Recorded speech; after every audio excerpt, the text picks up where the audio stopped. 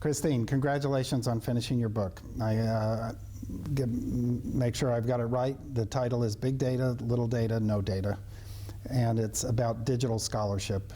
And I thought, rather than reflecting on what you talked about in the book, but I think generally your critical perspective on discussions of big data and related issues is really important. And I thought one of the issues that you talk about is how the web has moved from a discussion of a web of texts to a web of data or linked data. And to many, that's been a very ideal situation, and it's going to be extremely valuable. But you've had a fairly critical perspective on that. That is some of the practical issues in actually realizing the dream of linked data. And I thought maybe it would be useful for you to explain that, or what are your reservations about linked data?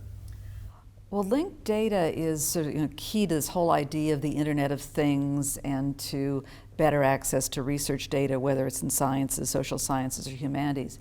And certainly most kinds of data, most kinds of information are not single unitary objects. They're much more valuable if you can tie them together. So what we really want is to think about a network rather than just a database of resources. The difficulty is that it's hard enough to manage and curate each of those sets of resources. Curating the links and keeping those stable is very difficult. The links break because things get moved from one computer to the next, they get renamed, and yet you want to be able to follow them. So as each of those links break, you lose track of this larger network of things we need to put together.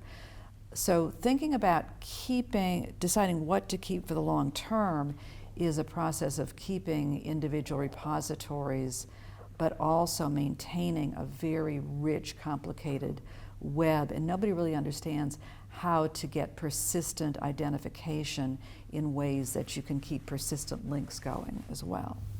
Is that just another problem for the people in the linked data area, just to deal with this constant dynamic aspect, or through more computational approaches and so forth, or is this something that's going to be inevitably a limitation on the quality and comprehensiveness of linked data? I think it's an inevitable problem because we have all these many different namespaces. You carry a driver's license that lets you drive, but you can't cross borders with it.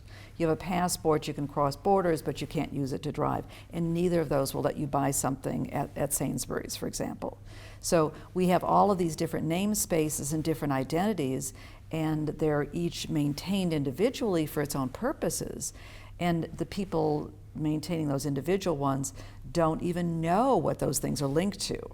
So it's this whole other layer that nobody really controls, which is why I've really pushed the notion of knowledge infrastructure throughout the book, is we need to be thinking about those relationships rather than thinking about just those individual pieces and being able to trace the provenance and reconstruct them. Okay. Well, that's just one of many issues dealing with big data and handling data. And as you know, the UK government has announced a very ambitious program to develop what they're calling a Turing Institute in memory of Alan Turing, a mathematician and a person who really visualized the general purpose nature of the computer. And I guess it will, I think its major mission is to focus on big data and computational analytics. Given that you've done this work on your book, I mean, is that a good idea? I mean, is this something that you would endorse, and what's the opportunity here? I think the opportunity is huge, provided that people go in with eyes open and realize that, big data gives you a qualitatively different way of looking at things, but every step removed you are from the origins of your data, the origins of your sources, the less you know about them. And as you start combining them in new ways, you're losing a lot of information about them, and it's very easy to make risky interpretations. I think we're also finding out the limits of the limits of artificial intelligence, the limits of machine learning when we begin to push these kinds of envelopes. And that's the reason I went for the big data, little data, no data, is very often you have small amounts of data that you want to inspect closely. So if something like the Turing Institute and the wonderful work of the Oxford Internet Institute can balance what we learn from looking at small amounts of data very closely with the ability to aggregate and get this sort of telescopic view more broadly, then I think we will all benefit from it. But it requires some critical view and not just jumping in on the assumption that big data is better data, because it's often not better data at all. Well, I'm of course an advocate of also sometimes looking at what's sometimes called microsociology or very case study research, and so that's music to my ears. But I think it'll be difficult for a center to combine those, but I think that is a really important aspect. Is there anything analogous to the Turing Institute or the proposed Turing Institute that's happening elsewhere in the world, in the United States or elsewhere? We certainly have some movements in the U.S., and this 3 new centers have been set up jointly by the Sloan Foundation and Moore Foundation to look at big data, and again to take a critical view and say what can we learn by bringing multidisciplinary groups together. So I think we'll be seeing more of this, but it's part of thinking about the internet and new ways to ask questions and new models of scholarship in the digital age. Okay. Well, on models of scholarship in the digital age, you recently were an Oliver Smithies fellow here at Balliol College, and so while you were working on the book, you were working both in the U.S. and in the U.K. Are there differences in scholarship or digital scholarship and perspectives on digital scholarship that gave you an advantage of working internationally on your book?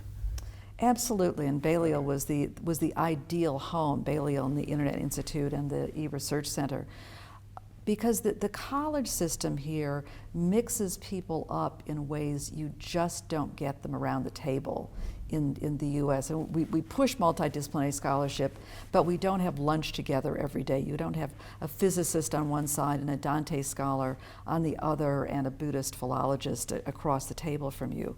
And the ability to ask all of these people naive questions like, what are your data really? And provoke those discussions just so fully informed my thinking. It's a far better and far richer book for the generosity of Balliol in my time here. Thank you for being with us on Voices from Oxford. Thank you, Bill.